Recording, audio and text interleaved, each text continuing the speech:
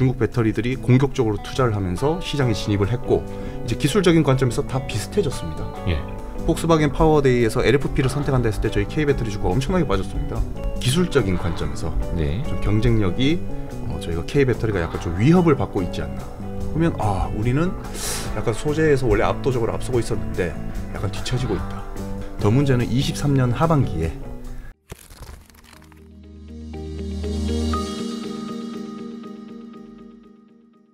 유진투자증권의 황성현 연구위원 오랜만에 모셨습니다. 안녕하십니까? 아유, 잘 지내셨습니까? 네. 요즘에 그 화학주들이 꿈틀꿈틀대가지고 예, 위원님 통해가지고 그 전망이 꼭 필요한 시점이어서 모셨습니다. 예. 그리고 또 배터리 쪽도 같이 분석을 하고 계셔가지고 근데 배터리가 조금 일장일단이 있더라고요. 최근에 보니까. 뭐 어떤 일장일단 말씀이시죠? 일단은 주가가 좀 쉬고 있고 그리고 또 뭐 테슬라부터 생기고 있는 노이즈가 돌고 돌아서 이제 국내 배터리 뭐 3사 물론 그리고 뭐 장비라든지 소재 업체들에게도 조금 더 악영향이라고 해야 될까? 뭐 단가 인하라든지 여러 가지 이슈가 있어가지고 그건 이제 잠시 후에 좀 여쭤보도록 하겠고 우선은 한 작년 말부터 배터리 관련주들의 좀 조정이 있었죠.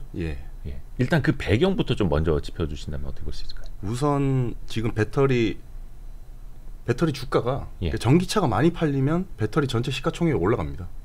배터리 전체 시가총액이 올라간다. 네, 전기차가 많이 팔려야 배터리 출하량이 늘고, 그리고 그걸로 인해서 매출액이 발생하고, 거기서 K 배터리가 마켓셔를 얼마 가져가고, 이걸로 우리의 시장 규모가 형성되고, 여기에 저희가 밸류에이션을 부여해서 이제 시총 합계가 정해지지 않겠습니까? 그래서 전기차가 많이 팔려야 됩니다. 저희가 이제 뭐 한 연간 200만 대 이렇게 판매하던 전기차가 매년 더블씩 거의 성장을 했습니다. 그리고 2022년에 거의 한 1000만 대 정도 이제 팔렸고 25년까지 이제 더블의 성장이 납니다. 그럼 매년 이제 막 2배씩 올라오던 게 이제 한 5년 지나야 2배가 되는, 막 3년 지나야 2배 되는 이런 시장이 되는 거죠. 그러면 성장률은 이제 둔화가 되잖아요. 그래서 약간 성장률과 뭐 PR의 함수가 예를 들어 뭐 비슷하다고 본다라면 좀 둔화되는 구간이다. 그래서 밸류에이션이 약간 조정을 받고 있는 상황이다. 이렇게 좀 볼 수 있겠습니다. 근데 거기에 또 맞춰서 테슬라가 뭐 가격 인하를 한다. 그리고 가격 인하를 하는 게 뭐 잘 안 팔려서이고 그런 관점에서 다른 전기차 판매량은 줄어들 수도 있고 그럼 K 배터리 안 좋은 거 아니야? 뭐 이런 영향들이 좀 주가에 반영된 것 같습니다. 그러니까 성장은 계속하고 있지만 성장률이 둔화되는 게 밸류에이션의 어떤 좀 배수가 좀 낮아지는 사실 그게 제일 무서운 거 아닙니까? 그렇죠. 성장주 투자는. 근데 뭐 성장주들이 항상 뭐 그런 국면으로 들어가고 실제로 저희도 그 목표 주가 내고 하는 리포트들을 보면 다 25년까지 뭐 증설이 얼마고 캐파가 얼마고 이익이 얼마가 되니까 그거에 밸류에이션 몇 배를 줘서 뭐 시총이 이만큼 된다. 이런 식의 로직을 다 펼치지 않습니까? 그렇죠. 근데 이제 본격적으로 23년부터는 좀 둔화되는 구간에 이제 들어가는 거죠. 그래서 약간 이제 조정이 되고 있고 말씀하신 대로 전체 시장은 계속 커질 겁니다. 전체 시장 그렇죠. 그거는 의심의 여지가 없죠. 커지고 이 안에서 그럼 어떤 경쟁력을 갖고 있냐에 따라서 어떤 업체는 밸류에이션이 상대적으로 덜 빠지고 견고할 거고 또 어떤 업체는 조정이 될 수도 있고 뭐 이런 상황에 이제 진입했다고 저희가 좀 보고 있습니다. 경쟁력. 그러면 그 경쟁력을 뭘로 따져봐야 될까요? 상당히 뭐 여러 가지가 있을 것 같습니다. 근데 최근에 저희가 좀 생각해본 바로는 좀 이게 기술적인 관점에서 좀 경쟁력이 저희가 K 배터리가 약간 좀 위협을 받고 있지 않나. 위협. 저희가 배터리를 어떻게 보면 일본이 가장 먼저 이제 선제적으로 전기차 배터리를 개발해서 이제 시작한 거고 삼성, SDI, 뭐 LG화학 이런 데서도 일본 기술자들, 파나소닉 이런 데서 넘어와서 산요, 소니 이쪽에서 넘어와서 저희가 배터리 밸류체인을 막 구축하지 않았습니까? 그게 한 10년이 이제 걸렸습니다. 근데 그 사이에 이제 저희 기술자들도 일본 기술자들도 중국으로도 많이 넘어가고 중국 배터리들이 공격적으로 투자를 하면서 시장에 진입을 했고 이제 기술적인 관점에서 다 비슷해졌습니다. 뭐 실제로 저희가 막 투자 포인트 얘기하고 하는 섹터를 보면 거의 소재이지 않습니까? 특히 양극 소재 많죠. 그리고 그 이유는 그쪽 기술 개발 여지가 제일 많았기 때문입니다. 뭐 NCM 뭐 811을 했다, 뭐 하이니켈을 했다. 에너지 밀도가 이만큼이기 때문에 보조금을 더 받을 수 있고 주행거리 길고 뭐 단위로 보면 뭐 단가가 더 싸니까 경쟁력이 있다. 이렇게 해서 성장을 이끌었는데 이 하이니켈은 이제 거의 뭐 개발이 거의 끝났습니다. 논문도 더 나올 게 별로 없습니다. NCM 뭐 9번 반 뭐 이런 식으로 개발했잖아요. 그렇죠. 9까지 채웠는데 에너지 밀도를 책임지는 니켈의 함량을 얼마나 더 높일 수 있겠느냐. 그래서 저희가 이제 일반적으로 얘기하는 게 K 배터리를 분석하는 입장에서는 뭐 실리콘 음극재나 뭐 이런 음극재 얘기를 이제 많이 하는 거죠. 음극재는 약간 기술을 펼쳐갈 그 영역이 좀 남아 있으니까. 예, 있죠. 근데 문제는 그게 남아 있다는 뜻은 그만큼 시간이 걸릴 거지 않습니까? 네. 뭐 배터리 팽창 문제나 뭐 여러 가지 문제들이 있고 예. 그런 타이밍에 이제 중국이 우리는 소재가 아니라 구조를 바꾸면서 혁신을 이끌어 볼게 하면서 셀투팩 배터리라는 개념을 이제 딱 시장에 내놨습니다. 아하. 그러니까 지금까지 대부분 주목을 했던 건 양극재와 음극재 어떤 뭐 소재 부분의 기술 개발이었는데 네. 지금은 배터리의 어떤 구조적인 측면에서 이거는 말 그대로 셀을 만드는 3사 이야기가 되겠네요. 네, 그렇죠. 네. 그래서 이 셀투팩을 한 업체를 보면 이제 중국 업체들이고 그 중심에는 이제 CATL이 있습니다.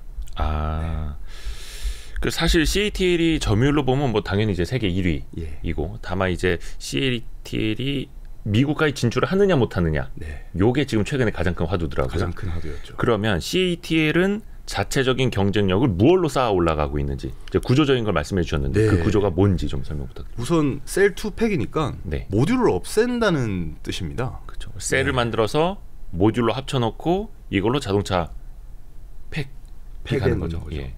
근데 요 그림을 보시면 실제로 이 모듈은 일반적으로 표준화가 현재 돼 있는 상태이고 요거는 자동차 업체들이 완성을 시켰습니다. 저게 지금 모듈이에요? 그러니까 차 밑에 깔리는 이 전체가 배터리 팩이고 위에 것도 팩, 밑에 것도 팩인데 위에서 내려다본 겁니다. 탑뷰로 보면 이렇게 안에 있는 네모 박스가 모듈이 이렇게 촘촘히 있는 겁니다. 하얀 거 한 칸 한 칸을 모듈이라고 부를 수 있는 거죠? 예, 맞습니다. 근데 저희가 일반적으로 모듈을 이제 표준화된 게 크게 세 가지로 볼 수 있고 모듈의 종류가 세 가지? 그리고 그건 사이즈별로입니다. 폭스바겐이 이거를 거의 정립을 했는데 그 기준으로 보면 이름이 MQB 플랫폼, MSB 플랫폼, MEB 플랫폼입니다.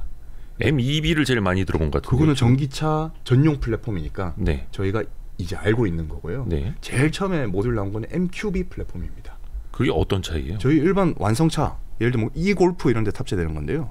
골프 같은 경우 차가 이렇게 생기지 않았습니까? 왼쪽에. 근데 오른쪽에 보시면 완성차 플랫폼입니다. 이거는. 여기에 배터리 팩을 이렇게 나눠서 실은 겁니다. 여기에 얹고 저기에 얹고 이게 MQB? 근데 이거는 그냥 막 실었던 거네요. 그죠. 막 집어넣은 건데. 그러니까 저게 어떻게 보면은 좀 초창기. 예. 근데 요거는 그러면 길게 못 넣지 않습니까? 그렇죠. 길이가 짧아요. 그죠. 많이 못 넣죠. 그러니까 가로가 390mm 모듈 사이즈가. 350mm 된 거고요. 그 다음에 나온 게 MSB 플랫폼이고 이게 390mm까지 확대됩니다. 그거는 좀 여기저기 조금 더 넣은 건가요? 더 넣은 거죠. 그게 이제 포르쉐 타이칸 이런 데 들어간 거고요. 그게 2세대 플랫폼이고 3세대 전기차 플랫폼이 MEB 플랫폼. 그게 이제 스케이트보드처럼 밑에다가 쫙 길게 깔아놓은. 맞습니다. 그게 이제 590mm까지 확대가 됩니다. 당연히 그럼 주행거리가 더 늘어나는. 그렇죠. 같은 팩 안에 모듈의 개수가 적고 그 모듈 안에 셀이 더 들어가니까 모듈이 커지면서 공간 부피 활용률은 커지면서 주행거리는 더 나가게 되는 거죠. 그렇죠. 그러니까 단순히 보면 이제 배터리를 많이 실을수록 많이 장착할수록 멀리 가는 거는 당연한 거고. 당연한 거고. 그러면 그 구조가 이제 뭐 MEB, MQB 차이까지는 들었고. 중국이 하는 건 뭐냐? 중국이 처음에 2019년에 개발한 거는 CATL이 CTP 1.0이라고 이름을 붙였는데 CTP 1.0 셀투팩 배터리 1.0 버전인데 이게 셀투팩 그게 MEB 플랫폼과 거의 뭐 비슷합니다. 사이즈가 한 뭐 590mm 정도 되고 모듈이 있습니다. 중간에 이제 모듈을 거치는 단계. 그러니까 걔들도 셀투팩이라고는 했지만 모듈의 개수를 적게 하는 그게 초창기 셀투팩이었고 2.0 버전부터 모듈이 이제 사라집니다. 2.0부터는 진짜로 셀투팩이 되는 거네요. 그리고 지금 현재는 3.0이 이제 나왔고, 3.0이 나왔고 이제 모듈은 이미 없었고 이제 2.0부터 그 사이에 또 공간이 있을 수 있잖아요. 볼트 같은 걸 체결하거나 하면 빈 공간이 있을 수 있고, 뭐 케이싱 붙이고 하면 또 부피가 늘어나잖아요. 그거까지 가운데 볼트 없애고 탄성 중강체로 접착제로 탁 붙이는 식으로 해서 다 최적화를 시킨 게 3.0 버전입니다. 혹시 그 CTP라는 거, 셀투팩이라는 게 그림이 혹시 있나요? 좀 시각적으로 보여주시면 더 좋을 것 같아가지고.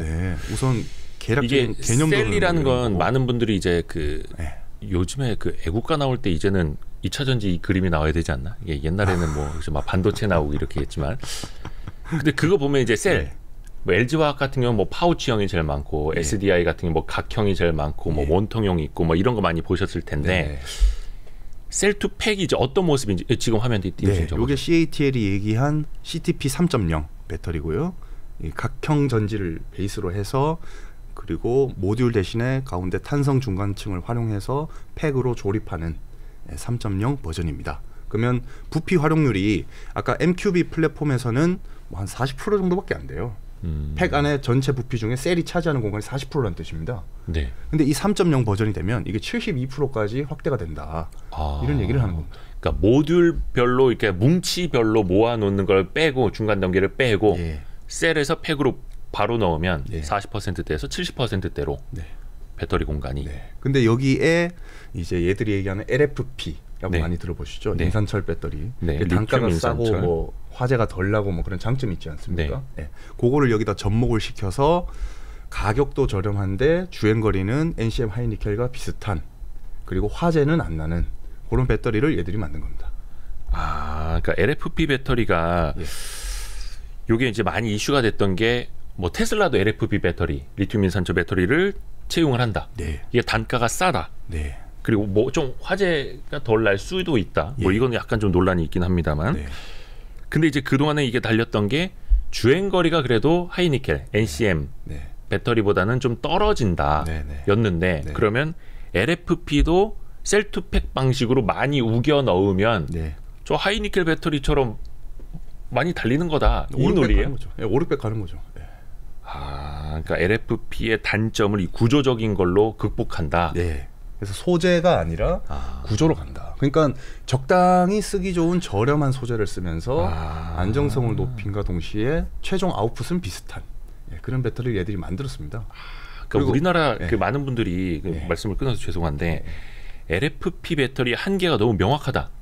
NCM이라든지 하이니켈계를 쓸 수밖에 없다라고 이제 이야기를 했던 게 주행거리잖아요. 주행거리.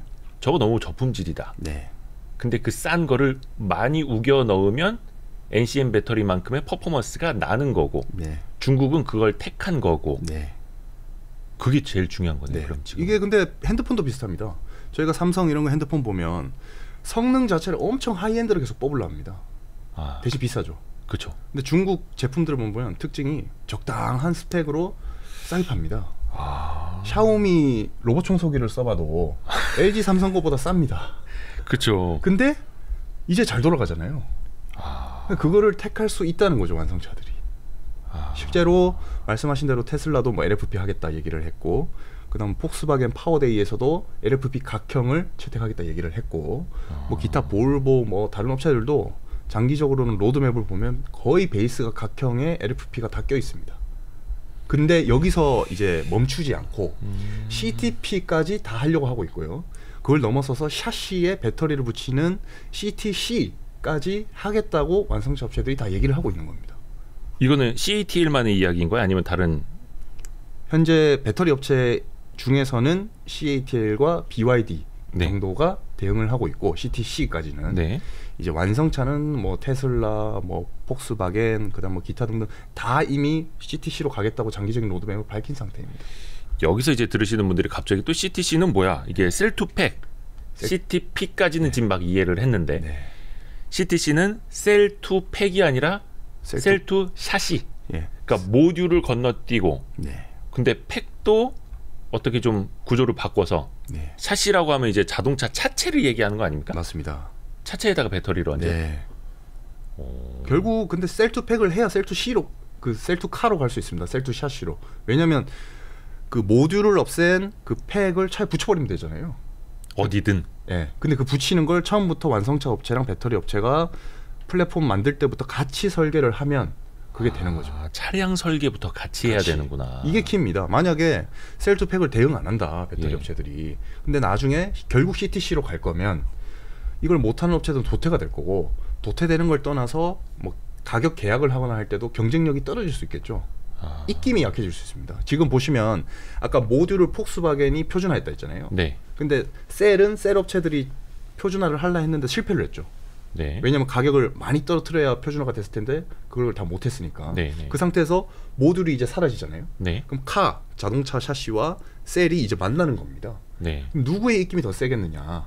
이걸 생각해야 되고 초창기 모델부터 같이 이제 설계를 해야겠죠. 배터리에서는 하중도 있을 거고 뭐 500kg, 600kg, 네. 그다음에 열도 발생할 거고. 그렇죠. 이걸 같이 시뮬레이션을 해서 샤시에 미치는 강성을 다 검토를 해야 되잖아요. 네. 그러니까 같이 이제 설계를 하는 단계로 앞으로 진화가 될 겁니다. 근데 셀2팩을 못하는 업체들은 여기에 참여를 못할 거고 도태될 수밖에 없다. 그리고 완성차 입장에서는 배터리 기술을 계속 흡수하고 싶을 거 아닙니까? 네. 당연히 그럼 셀2카로 더 갈라 하겠죠. 그래야 같이 설계를 할 거고 뭐 뽑아 먹을 게 있지 않겠습니까? 네, 그런 상태로 요즘 이제 변하고 있는데 중국 업체들이 이 구조에 상당히 대응을 잘하고 있다. LG 에너지 솔루션이 2022년 10월 달에 네. 9월 달이죠. 9월 달에 KABC라는 컨퍼런스에서 우리도 CTP를 할 거야 라고 네. 얘기를 했습니다. 네. 근데 이쪽 기업이 하고 있는 거는 파우치 NCM이잖아요. 네. 근데 파우치 NCM은 화재가 많이 나고 파우치 전지 특성상 흐물흐물하지 않습니까? 그렇죠. 모듈이 있어야 이걸 받쳐줍니다. 이거를 과연 어떻게 해결을 한 것인가? 근데 정확한 구체적인 건 아직 뭐 거기서 안 보여줬습니다. 컨셉만 발표를 했고 그건 저희가 이미 다 알고 있는 내용이고 이들이 얘기하는 거는 25년도에 우리가 CTP를 이제 도입을 한다. 네. 한참 남은 거죠. 네. 근데 중국은 이미 완성을 했고 CATL은 25년도에 CTC까지 가겠다. 이미 얘기를 다 해놨단 말이죠. 그러면 우리는 약간 소재에서 원래 압도적으로 앞서고 있었는데 약간 뒤처지고 있다. 그럼 과연 완성차 업체들이 가격 경쟁력이랑 이런 걸 비교했을 때 뭘 선택할 수 있을까? 폭스바겐 파워데이에서 LFP를 선택한다 했을 때 저희 K배터리 주가 엄청나게 빠졌습니다. 아하. 이런 일들이 더 확대될 수도 있는 건가? 뭐 이런 생각을 좀 해볼 수 있는 겁니다. 어떻게 보면 이제 소재 쪽에서 앞섰던 경쟁력이 이제 비등비등해진 상황이고 네. 근데 어떤 구조적인 변화에서는 조금 늦을 수도 있고 네. 요게 그래서 이제 그 한마디로 요약하면 앞부분에 말씀하셨던 그 위험 요인이 예. 이게 되겠네요. 그래서 셀2 샤시로 가려면 당연히 완성차 업체랑 설계부터 같이 들어가야 된다. 예. 근데 그거를 이미 CATL과 BYD는 하고 있는 거고. 네.